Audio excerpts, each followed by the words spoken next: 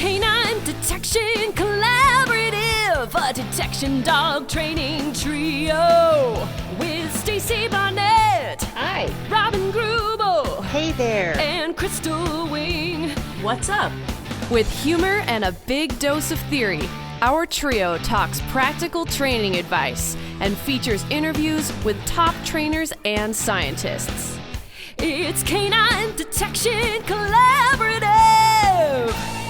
Welcome back to the Canine Detection Collaborative. My name is Crystal Wing, and I am here with my great friends, Stacy Barnett.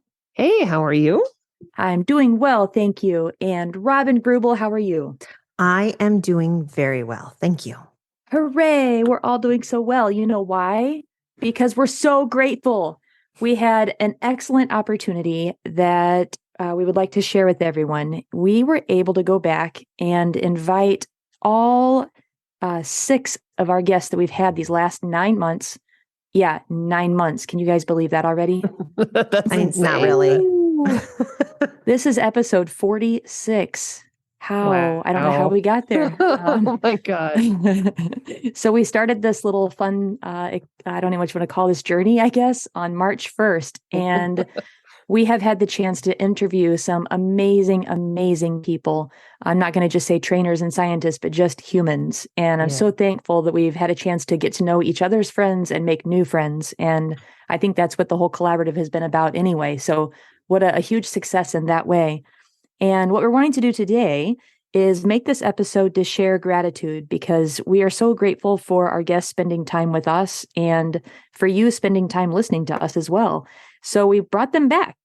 And what we're going to do is try to spread some happiness, because that's what gratitude creates. We were able to interview and talk to our friends again, and we're going to share little clips that they're going to share about their gratitudes from this past year of 22. And we've all had such amazing stories, some high, some lows. And it's really fascinating to hear, I think, what people pick on as their things that they are so grateful for. And so I get the opportunity, because I had the first guest, way back in March 22nd on episode 6, we interviewed Tabitha. And so she's going to be our first guest today to talk about her gratitude. Enjoy. Okay. Hi, Tabitha. What have others done in your life that you are grateful for, how it has impacted your dogs and or your training? I'm grateful for a lot of things when it comes to my support team. I have a great team, from decoys to trail layers. They're willing to train in the cold or the rain. It doesn't matter whether it's early or late. They come out to help me on their days off. They've laid tracks even in dark alleys, tall wet grass, and freezing temperatures. They place hides out and run scenarios, and they've really helped me to set a solid foundation for my dog that we wouldn't be able to have the level of success without them. I can definitely relate with that. I feel that so much. We were freezing our butts off today. I don't know about you. How about, what's the best thing about your dog? Have you taken the time to enjoy either of your boys recently? Oh, Admiral, he's a really quick learner. He's got a fantastic personality, an amazing on and off switch. When he comes home, he's completely off. And when he's at work, he knows his job and what he's doing. He's just a fun-loving dog. His obedience is great. He really loves to do it. And we're able to do that even during our downtimes. How about the old guy? His personality too, right? He's different. I touched on that in the episode I was on. His personality is a little bit more serious than Admiral's, but he's able to take things, and it's funny, almost shoulder my burdens at times. If I'm kind of stressed, Bodhi's able to take that. And he's able to have fun. He's a little bit more relaxed now that he's living the retired life. He enjoys a lot more belly rubs than he used to. I'm just imagining him getting belly rubs right now. Sorry, I got hung up on that one a bit. Oh, I wish everybody could get to meet him. He's so amazing. He's a good dog. Oh, he is. He's fantastic. What's something you enjoy that you get to experience every day with your dog that you've come to take for granted? You know, I probably take it for granted that I can take my dog to work with me every day. He's with me 24/7. It doesn't matter what we're doing together. He just wants to be with me all the time and enjoys hanging out. In the line of work I do, he's obviously with me all the time when I'm working. But, I think that that's something that not everybody gets to experience as much time every day with their dogs. So I really enjoy it. Yeah. What difficult training challenge or obstacle related with dogs did you overcome this year or in the past, even that stands out? How did this impact you? Admiral can be a little sensitive at times. Like I said, different personality than Bodhi. For sure. He's sensitive a little bit to the tone of my voice and any frustration I have or stress. So I have to be a little bit more mindful of it, in particular in training, not so much on the street. On the street, he pretty well has it down. Yeah. But I have to counteract that at times by remembering that he's not Bodhi. Yeah. And ensure my tone of voice is one of encouragement. I'm kind of curious about you. We've talked about your dogs. What's an aspect of your personality that you're grateful for in working with your dogs? I tend to be tenacious. I really enjoy problem solving. I never give up until I find a solution. Yeah, I can see that.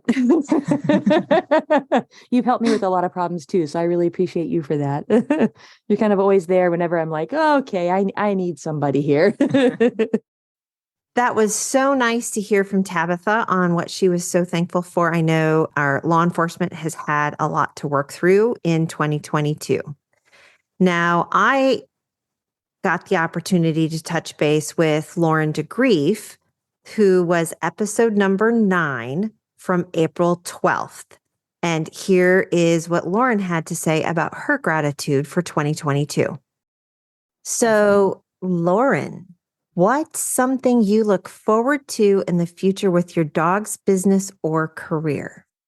So I haven't been at my new job for very long. I just moved over to being at a university in academia, and I've only been here for about a year. And now that I'm here and I'm free of government restraints, I'm really excited to work on real world problems. So research that the operational person can actually use. So we are looking at making training aids for fentanyl. We're looking at trying to explain to handlers, how should I store human remains materials, things like that, things that people can apply immediately. So that's what I'm hoping to work on. Yay, fantastic. What is one thing you've really enjoyed about doing your job recently?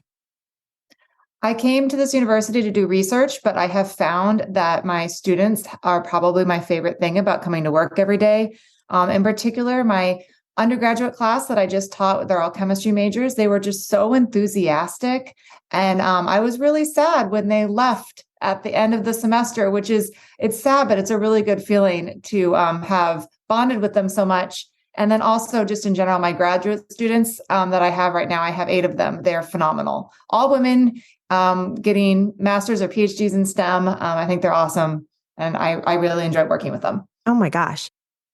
That was just incredible. I mean, she just blows my mind all the time. And that was really, really fun to listen to. Now we're going to listen to the discussion that I had with Holly Bushard. And we originally talked to Holly back in episode 12, back in May. And I had the opportunity to chat with her again and listen to what things bring her gratitude. So let's take a listen. What's the best thing about your dogs, and how have you taken the time to enjoy them recently? Earlier this spring, when we lost Motto, it was such a shock to our pack and such a shock to our life. But one of the things I'm so grateful for is that I've had this opportunity to really see my girls and see who they are.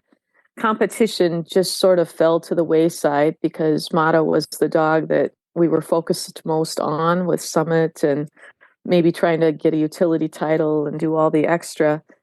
And in the wake of him passing, I got to see Maya and see Kai and see who they were, and got to just do a ton of hiking and a ton of hanging out and a ton of getting to know them as people, if that makes sense. Yeah. And it was just a really rich year of watching the two of them be stronger and demand more and share more. and just take all the pressure off that sometimes ribbon getting adds to us, and just spend the time letting them just be. And what a gift to get to really appreciate just how cool they were and how awesome they were, and how many things we can do together when the public eye isn't on us. So I'm deeply grateful for that window, even though it came at sort of a terrible price. Yeah. It was still just a gift that both Jim and I are so grateful for the year. Well, I just want to, just from a canine detection collaborative and as a personal point, that to really express condolences on the loss of Motto. He was a truly incredible dog, and it was devastating to those of us around you as well, and heartfelt. Yes, I appreciate that, and so grateful to everyone in the dog world for just reaching out and sharing and giving me that space. Yeah. And for allowing me to find the good on the other side too, and not forcing me to stay in the loss, but also allowing me to move forward. So it's been a huge blessing, even in the wake of something that was a terrible challenge. And recently you've gone out again with Kai in Elite, and that must have felt very strange. It was great. Yeah. It was just awesome. Yeah. And what was awesome is I had so few expectations, and she was so solid. And while our performance wasn't competitive, the only reason it wasn't competitive is because I underestimated her. Yeah. Yeah. I'm feeling this very personally, by the way. I'm feeling this very personally as well. And if I had just believed and allowed, she actually was quite strong on the day. I'm absolutely delighted. It was just a total thrill. And to see her be successful and serious and committed and playful and competent. Super fun to get to play with another dog. Isn't it amazing though to just kind of go to the line and not have expectations and just kind of just go and have fun and like let's do the thing versus Well, and the great moment for me is our first search was quite complicated in that there was like no odor available, and it was a 6-minute search time for what was only one findable hide for us. Wow. And so I made a bunch of mistakes, and I pushed her towards close to max time, and then called finish. And as I'm walking away, my husband had come in as a spectater. Yeah. As we're walking back to the car, I just started laughing, and I said, Jim, she was perfect. She was perfect. I said, there wasn't any more odor. She was perfect. And I underestimated her. And I was laughing because I didn't know, except for I 100% knew that she had just been perfect. So what a gift. And to have her be able to reach that when she's 11 years old, when her training hasn't been very strong, and just have that be what she brought to the table. I just delighted in her. And that was just a gift. Yeah. What a gift. That's beautiful. Yeah. It is incredible when kind of like the bonus dog that we don't really anticipate, kind of stepping up like that and just being able to spend time with them. Super fun. It really is. Yeah. It really, really is. That's a beautiful thing. And I'm so happy you're out there with Kai, and, that's just fabulous. Yeah. And as long as she feels good and I can catch her, we'll keep trying. Well, she's a whippet, so I know don't take it for granted. Right, exactly. So the other question, I'm assuming this is the right one because we we had a little bit of a numerical. I've been nothing but trouble for you. I appreciate you sticking in here with me. Oh, hey, no, this is so great. So, what's a hard lesson that you were grateful to learn from your dogs or dog community this year? The hard lesson is nothing stands still. Yeah. Nothing stands still. And we keep moving forward. And so many people all of us experience that. Yeah. All of us know it. It was just super personal this year. Yeah. And we just keep rolling on. And I'm grateful for that because that is life. Yeah. And the more we can accept that and the more we can move with that, the better our lives are. So that would be profound and real and heartfelt. We just keep moving forward, and difficult. Yeah, absolutely. Yeah. The fact that it's life doesn't make it easy. It just makes it life.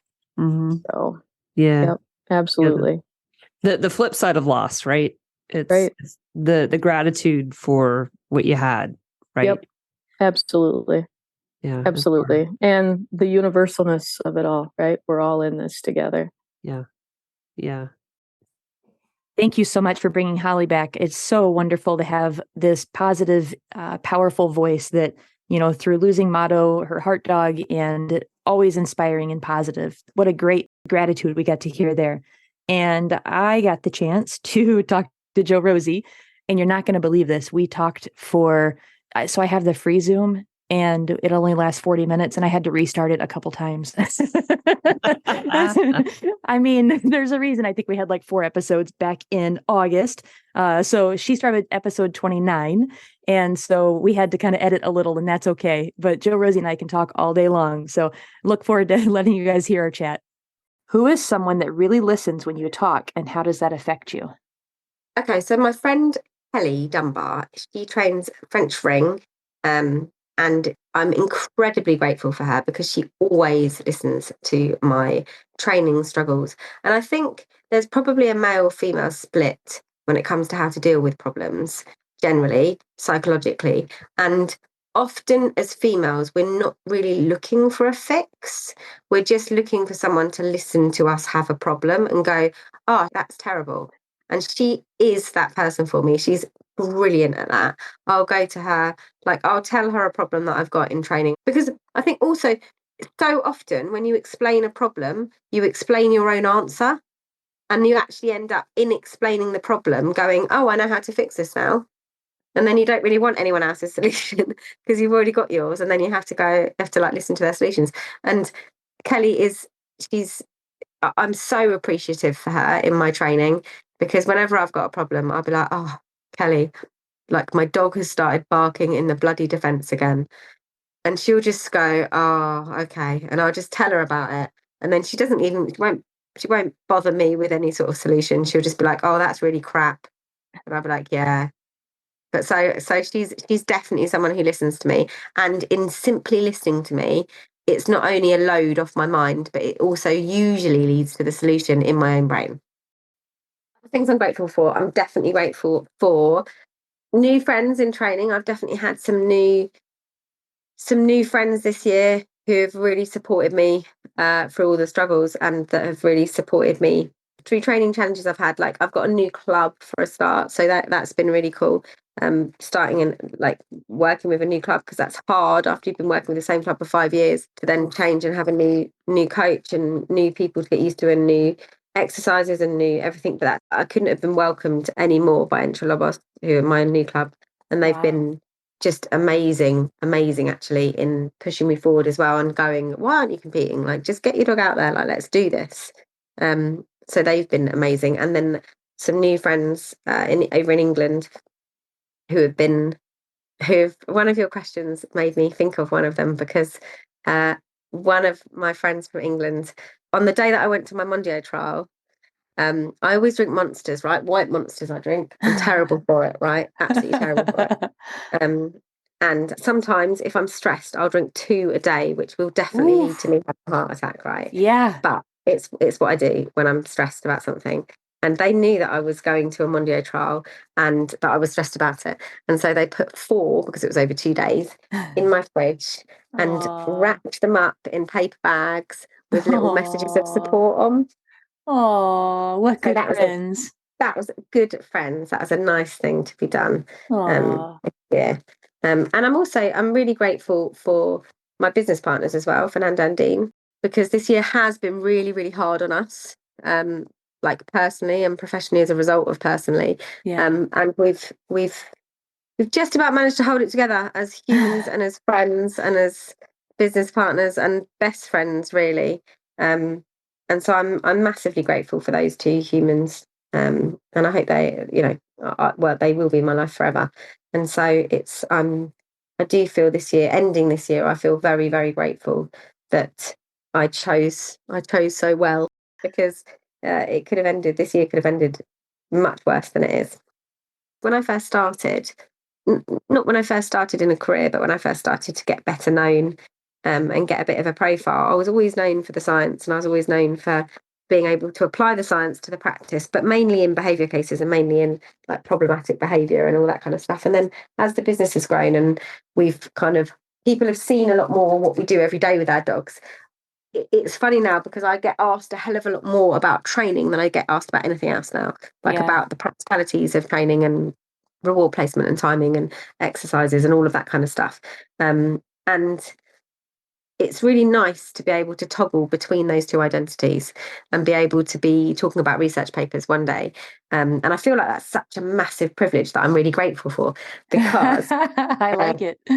I feel like not very many people get that privilege in our industry to be able to toggle between those two things and for people to be interested in both those sides. Like, I feel very grateful that the audience that we have seems to be as excited and keen to hear me dissect a research paper that's come out about, I don't know, breeds or some rubbish, as they are excited to see me train my puppy to do a visual guard or something. And that's a massive privilege. What difficult training challenge or obstacle related with dogs did you overcome this year or in the past even that stands out? How did this impact you? Barking in the defense. I can use this. This is beautifully linked. Okay, so my dog Blake, he's my competition Mondial ring dog. He was barking in the exercise, the defense exercise, which is the exercise where he has to stay in contact with me and do a whole bunch of usually ridiculous tasks. And then he has to bite the decoy only when the decoy hits me with two hands. And the problem with that exercise is that it's quite frustrating for the dogs, and it's built around anticipation, and they use anticipation a lot in it because they get you to do things where the dog has to show real vigilance on the decoy, but a lot of control around not biting them. And the decoys tend to move in a way and build up situations and scenarios where they are building the anticipation of the dog really, really, really high to tease them to come off the bite. Now, my dog, Blake, is a nice vocal dog. He likes the sound of his own voice. His favourite exercise is the search and escort. And as a result of this, Blake, when he starts to build his anticipation, begins to bark. Now, some dogs can get away with this, and Blake can get away with this sometimes because they can carry on thinking. However, it gets to a certain point where Blake cannot think anymore because his voice is so loud in his own brain that no thoughts get through. And then he just barks and barks and barks and barks. And when that happens, when the decoy does the aggression, so when they put the two hands on me, Blake doesn't bite because he's just too busy shouting and just thinking in his own head, wah, wah, wah, wah, wah, wah. So I have to be really careful about this.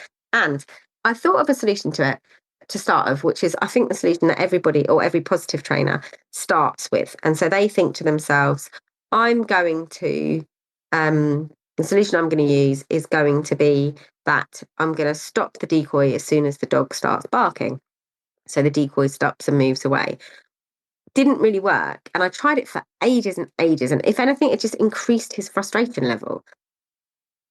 It's one of those times in training using the methodology that I use where I really had to really question the ethics of what I was doing, because my coach, who was a balance trainer, said to me, just put a prong collar on him. You can fix this in one session, I promise you. And we will, the correction won't even hurt him. It's nothing. It's just going to add clarity. Your dog doesn't have clarity and it's stressing him out. And I went home going, he's right. Essentially, there's no one can deny those facts. Mm-hmm. The fact is, I could have put a prong collar on my dog and I could have corrected him without hurting him, and it would have added clarity, which would have made it less stressful, and thus that training could be considered ethical. But I don't want to do that because I want to, my personal journey, which feels selfish sometimes, and in that moment it did, is to see if I can get as far as I can get without using those tools and techniques. And so I was like, I don't want to do that. What else can I do? What else can I do? What else can I do?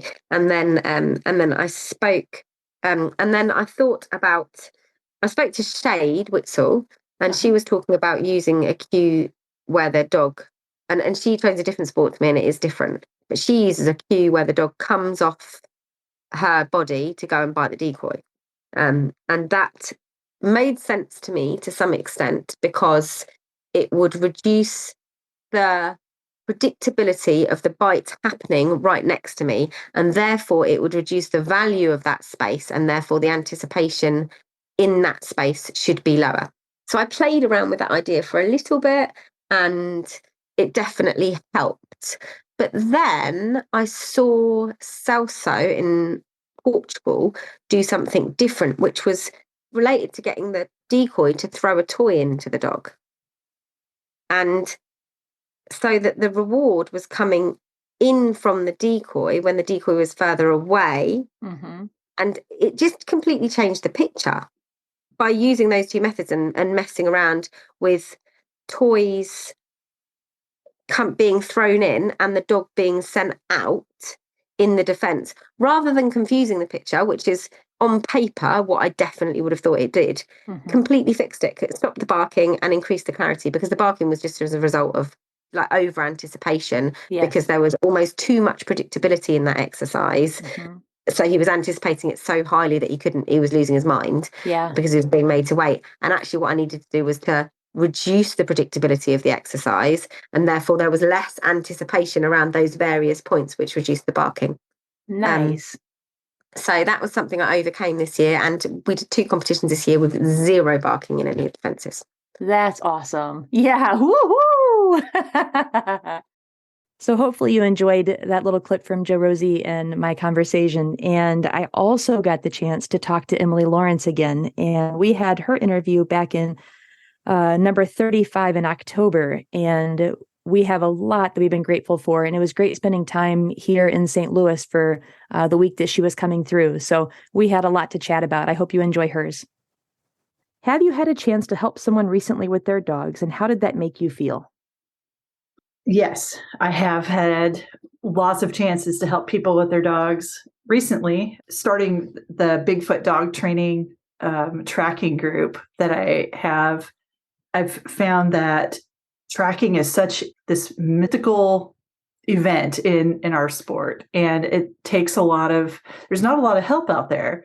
And so creating an outlet for people to seek out information, to if they can go remotely, or I'm able to give in-person private lessons and group lessons with tracking procedures, how to train their dog from baby puppy to FH level, or even just simple, and it's not so simple, I shouldn't say, but like line handling. It's so hard, and it looks easy, but it's one of the hardest things, I think. And so just doing that has been really gratifying to pay it forward. And hopefully people can then take that information, whatever I can give them, and then move it on to the next person and so on. And just to help demystify tracking out there for people.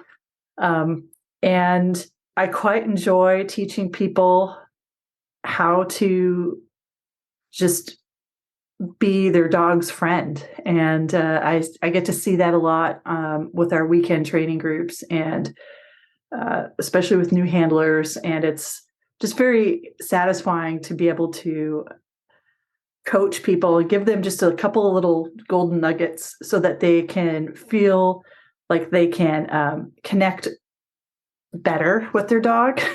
Yeah. So yeah. I'm going to throw some gratitude at you. You didn't see this coming, did you? It was awesome looking back at the trial photos of the improvement just in that day of you helping us before trial, of Nancy and I both. Our line handling just improved so dramatically.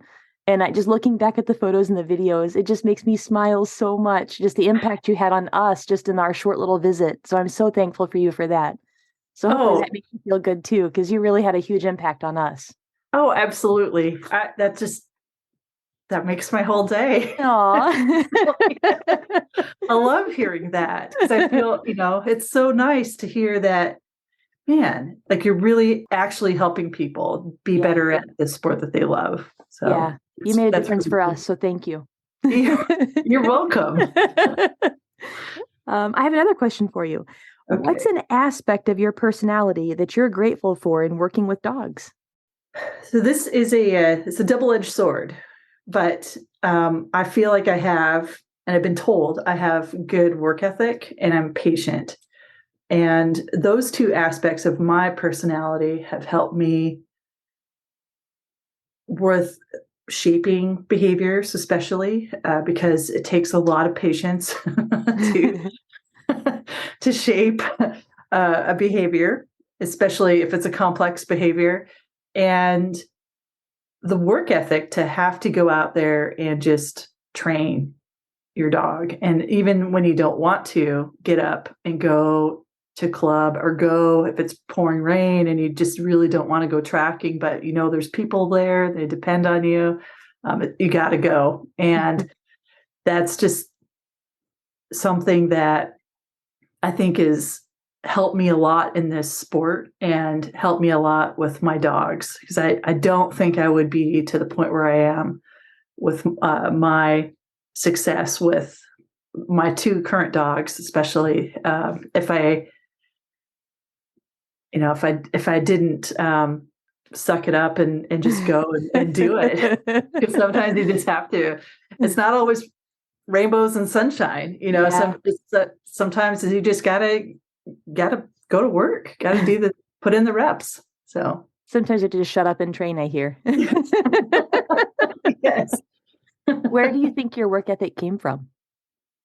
That's a good question. I'm not sure. I feel like it might be, I'm also quite stubborn, and so that might be a spinoff from that personality. The chicken trait. or the egg? Yeah.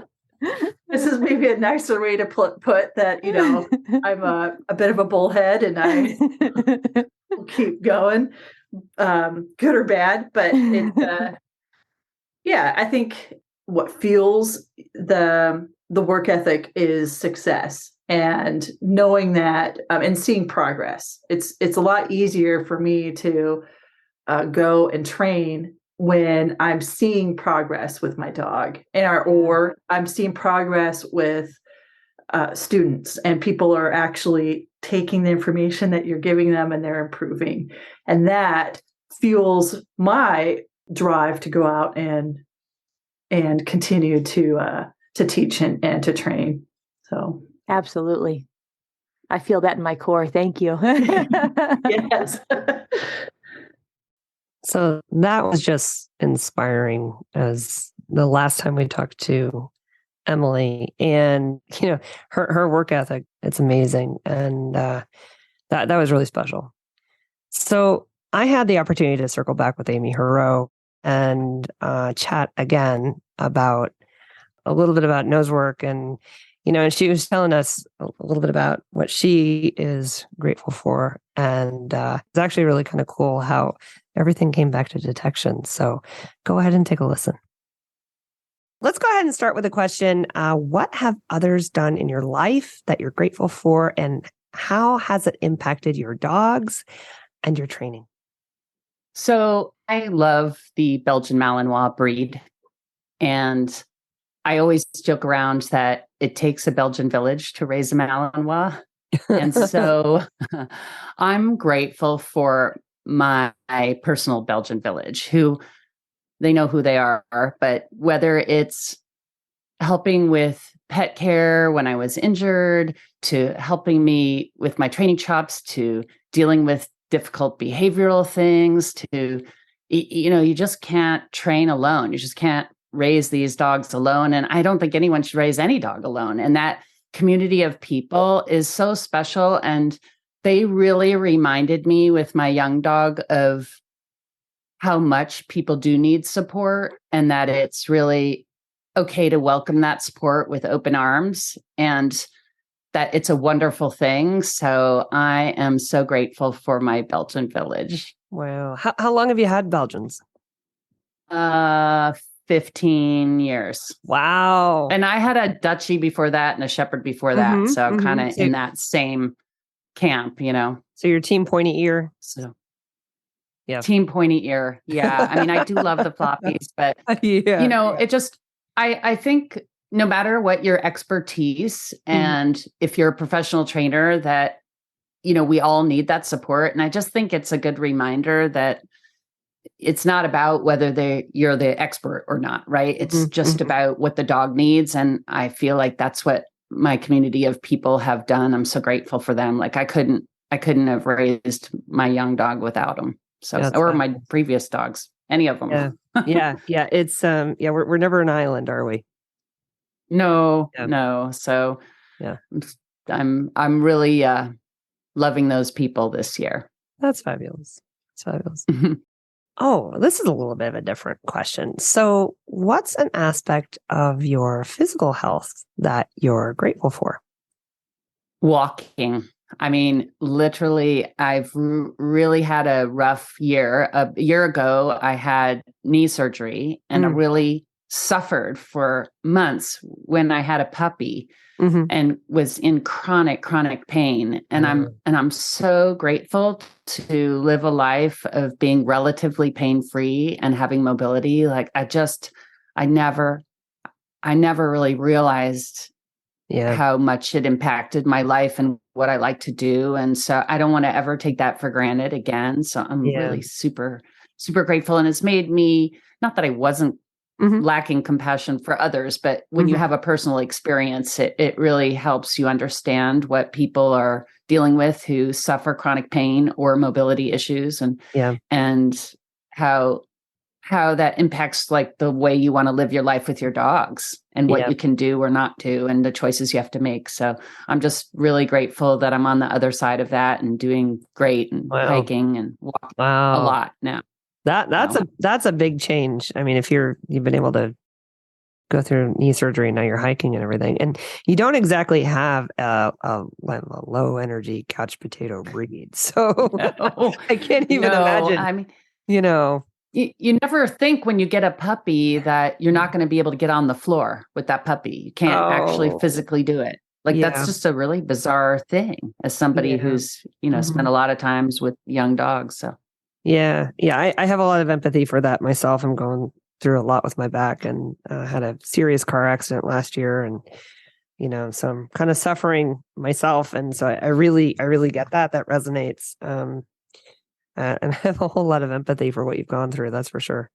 Yeah. And how much pain impacts your emotions and the fatigue level of the chronic nagging pain that just wears you down. And I really, for everybody out there who experiences that, I think the lesson I learned, again, this is the message, right? The gratitude message is about be grateful for the help and support and welcome it with open arms because people do want to give you that support if you're open to it.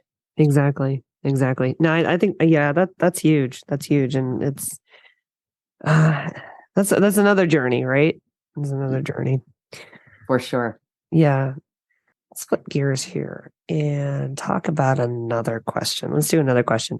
What's an aspect of how you were parented for which you feel grateful and how it's helped you to navigate the dog world? My parents were very intelligent, kind, wonderful people and very good parents. Yeah. And I think one of the things that they were both really good at was listening. Yeah. And that's such an important skill as a dog trainer, whether you're, no matter what kind of training you do, obedience, behavior, agility, nose work, it's listening to your human student, but also listening to what the dog has to say. That listening comes in lots of forms, not just listening to the words and the comprehension, but using your eyes and your sense, all of your senses to take in what's being communicated. And my parents were so good at that. And my friends always used to say, all my boyfriends, oh, your parents are such good listeners. I could tell your mom thing, and my mom was a teacher. So she especially was quite skilled. And I like to think that rubbed off on me. And at least it was role modeled for me so well. And I think it really has impacted my success in training dogs and working with the people. Yeah, it's probably one of those skills that is kind of it's a little like it's not really appreciated enough, and how important that is, and I know at the end of our last episode we had asked you a question about how would your parents interpret what you do for a living, and I really got a sense when we talked to you then about how special they are and supportive they are. And you had a really special response there, and just, and how proud of you that they were for what you've done and the, the impact that you've had on a lot of other people. And so it doesn't surprise me at all, your answer for this question. Yeah. They really, really sound like very special people. They were wonderful people, and they were so involved in their community in every way. And they certainly built that community spirit in me. They were very involved in politics and in education. And they were the roll up your sleeves, get in the trenches kind of people who, didn't just talk about problems. They went in and helped solve all sorts of things. And they really excelled at that and they were pillars of the community where I grew up. So I love that they fostered that spirit in me to how important a strong community is. Well, we can, very clearly you inherited that because of what you've, what you, Jill, and Ron have built with the NACSW and with Canine Nosework and just, just a thought that just turned into something really incredible that has changed the lives of a lot of people and a lot of dogs. I know I mentioned how, thankful I am for it. And I know a lot of people feel the same way. So I can definitely see how all of these qualities that, your parents role modeled and passed on, how it really affected everybody. So I have to say, from my gratitude is I'm actually thankful your parents have kind of, they've rubbed off on anyway. It's a whole like chain reaction thing, but it is. Well, and that's what community is, right? That's really, it's sort of funny that if I think about the questions we've talked about, they all kind of are about community, aren't they? On some level. Yeah. Touch they upon. They really, really are. Not being alone and what a great reason we're with our dogs also, right? We're not alone when we're with our dogs. So right. They're our little individual community. Yeah, exactly. It is just really amazing how, you had the the Belgian community and it just kind of, going back to the thread of the listening and how important that is, and listening to, that to other people and listening to your students, right? And listening to, and if you're a student, listening to your instructor, and most importantly, listening to your dog. So it is kind of interesting when you're talking about that aspect of listening and how you've gravitated toward detection, right? Which, if you kind of think about it, is kind of the consummate listening activity with a dog, right? Is very much so listening. It's all listening. Never really thought about it that way, but Ron used to say, be a student of the dog. Yeah. And I love that. Yeah. Yeah. Cause you're not telling the dog, like, it's, I guess you could tell him sniff there or whatever, but, that you might as well just roll around a gas chromatograph on legs at that point. But, but it is truly about listening. It's really kind of a cool answer on that one. It's so nice to hear all of the gratitude. And one of the last questions we asked our guests from last year is, what were they looking forward to in 2023? So we are going to go through in rapid fire succession and listen to what each one of them had to say. So here's Tabitha. Well, when it comes to Admiral, I'm really looking forward to seeing him fine-tune his tracking skills. Mm-hmm. He's already doing really well with it. Like I've mentioned, he's different than Bodhi. So there's bit of a learning curve on my part to adjust to him. I'm really just excited to see where we're going to go and where things are going to end up after the success that we've already had in the short amount of time that we've had it. I've loved hearing all your success stories. I mean, there could just be, I just wish you could like write a whole book about all the things you guys have already done together. I will tell you that Admiral has found 12 firearms already since March on the street, and in places that nobody would ever look, or be drawn to the area without the dog's nose. Wow. So it's really kind of incredible.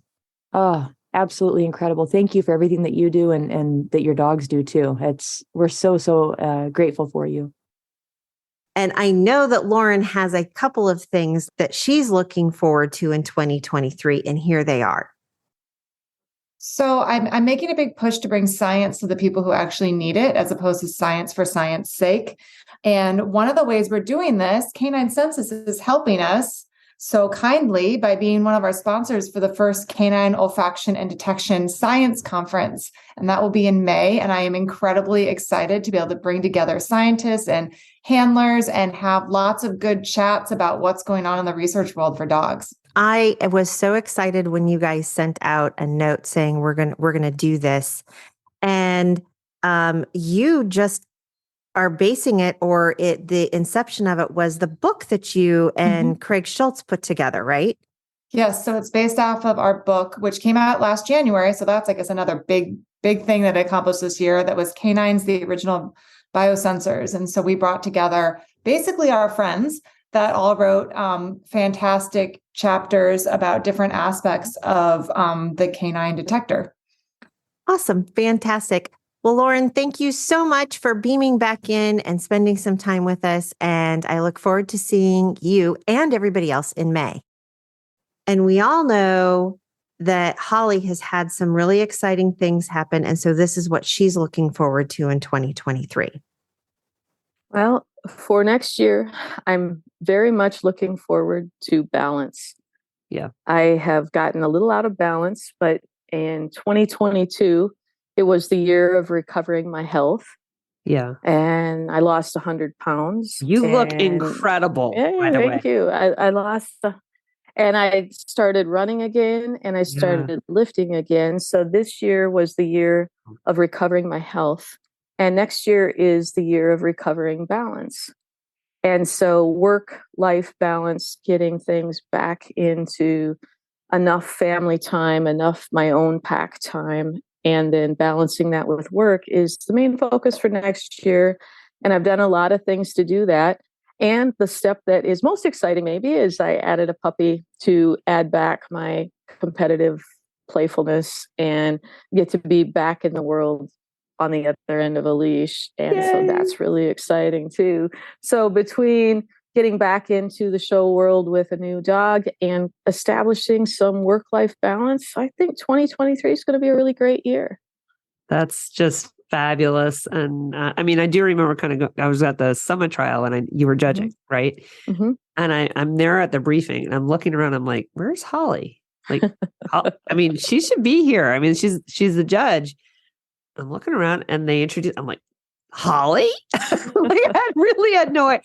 It was just absolutely incredible. And it's a big change for the year and glad to have that behind me. And next year is for work-life balance. So I think this year I showed that I could make changes when I decide to. Yes. And next year we're going to broaden the horizon a little bit into something that's going to just keep things a little smoother in my personal life.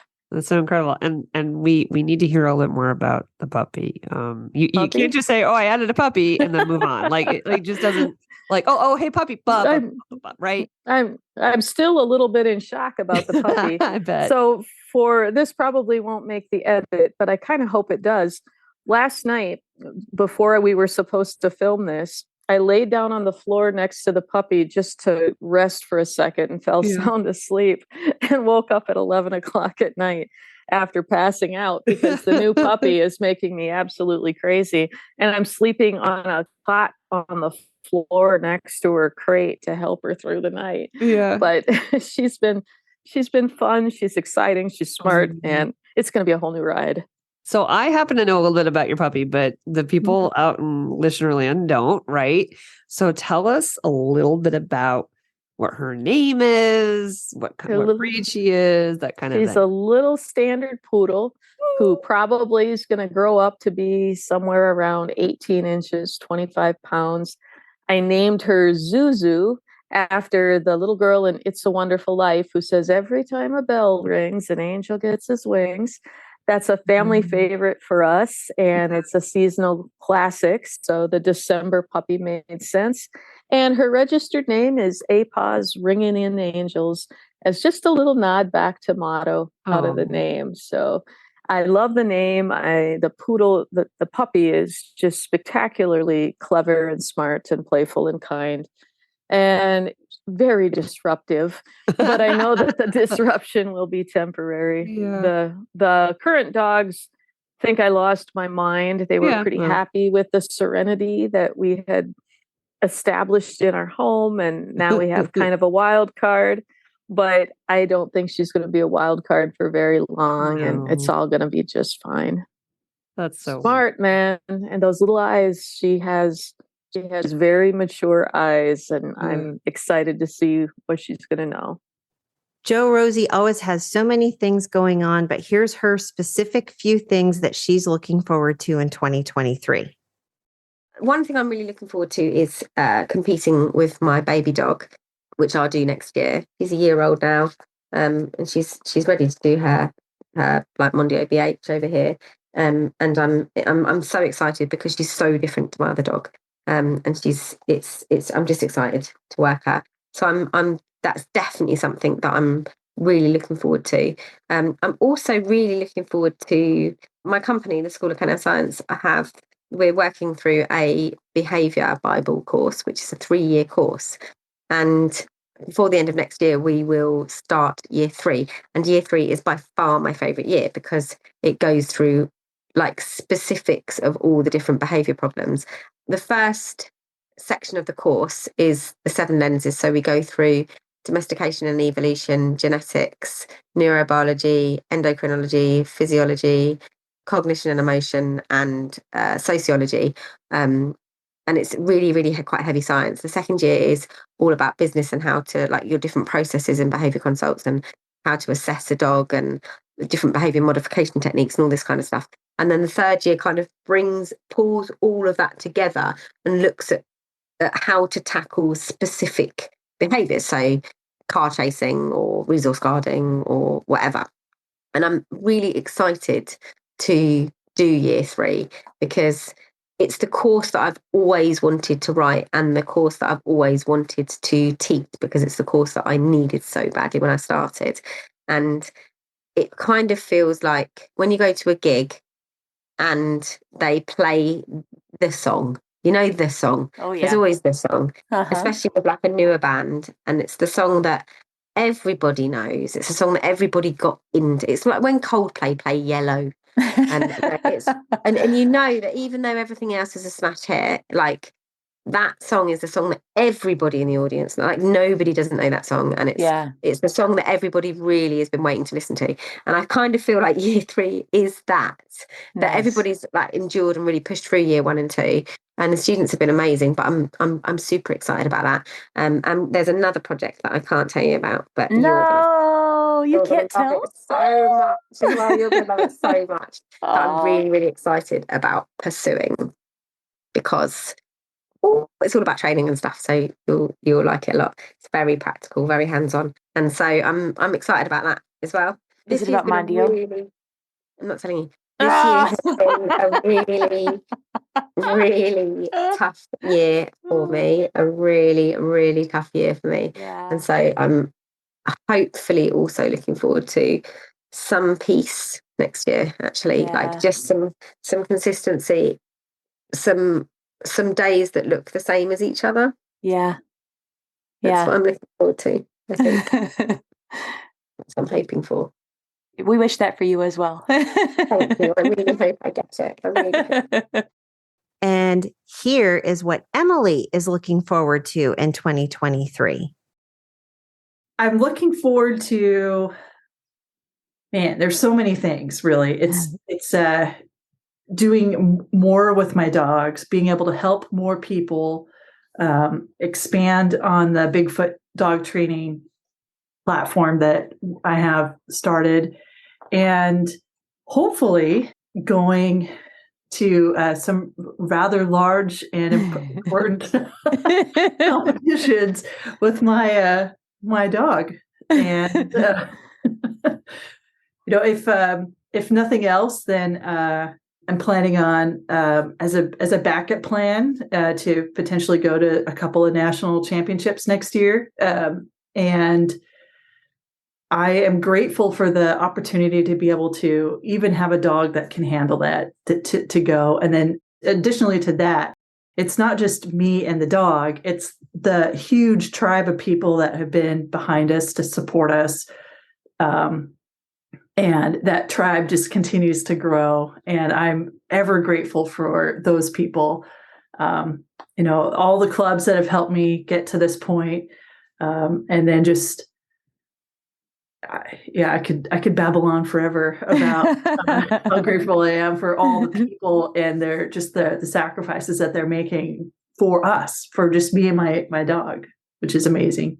I think that says a lot about you and your dog, though, the ripples that you create and the way that you help people want to make you successful and be a part of your journey. Because I know for us, in Evolution, we were just so stoked to have you out and have the chance to just be just a moment of your amazing journey.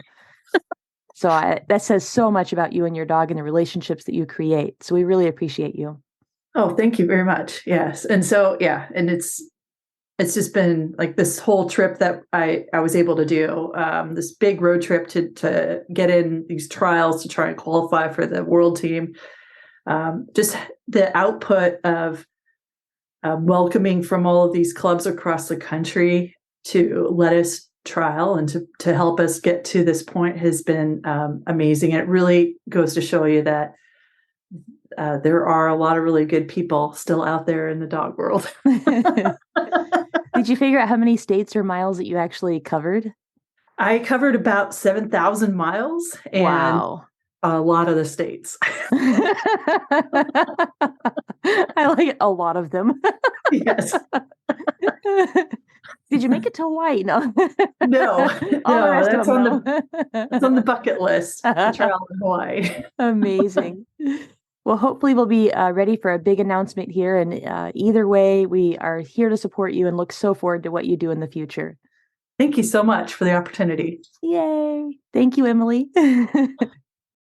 And lastly, here's what Amy Herot is looking forward to in 2023. It's such a tough question. I think that it sounds so funny since you're asking about tomorrow, but I think the thing that I'm most looking forward to is learning how to live more in the present and to not take the moment that I'm in for granted at all, to just not live in the memories of it, not live in the hope of it, but to just really reside in the experience. And so I'm looking forward to just continual improvement towards that end. Wow. That's deep. That's really, that's a great lesson, right? It may be a little bit pandemic inspired. We have had a lot of time to reflect on what's really important. Yeah. And you make all these grand plans and you have all these things you're trying to achieve in your life or accomplish or things you want to do, or, we all have the mountains to climb, right? But we do. You want to take the moments in that are part of that whole experience. Yeah. It's being thankful for what you have and appreciating it, right? I guess that's the ultimate gratitude. Yeah, and enjoying the little moments, that it's not always about the grand goals. So it's very different for me because I'm a very goal-oriented person. So I get that. There's obviously broad goals that I look forward to about, for me personally or my business growth or all those kinds of things. But I really, if I think about my personal growth, it's really more about that. So yeah. Oh, that's special. That's special. Thank you, everybody, for listening to our silliness and hopefully somewhat inspirational podcast in 2022. And you will get to hear from us in the next episode on what we're looking forward to in 2023. Canine Detection Collaborative! We appreciate the time you spend with us. If you liked this episode, not only should you follow us so you don't miss the next one, but please also rate and review us in your favorite podcast app. For info on collaborating with us, go to k9detectioncollaborative.com. That's K9detectioncollaborative.com, where you can find our socials and pick up our latest monthly freebie. Join us again to talk training in the next episode.